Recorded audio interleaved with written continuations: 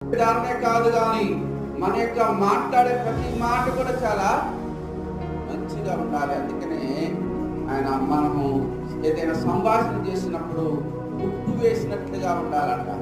ఉప్పు ఎక్కువైనా కష్టమే, తక్కువైనా కష్టం. ఉప్పు ఎక్కువైపోతే ఆ కూర అంతా కూడా చెడిపోద్ది, తక్కువైతే దానిని రుచి అనేది సరిగా అనిపించదు కదా. అందుకోసమే బ్యాలెన్స్గా చేస్తారు ఉప్పుని. అలాగనే మన మాట కూడా ఎక్కువైనా కష్టమే, తక్కువైనా కష్టమే, ఎప్పుడు కూడా సరిచూస్తూ దేవుని పిల్లలముగా మనము కనపడుతూ ఉండాలి. నిజంగా మనలను బట్టి దేవుని యొక్క పేరు అక్కడ మహిమపరచబడాలి.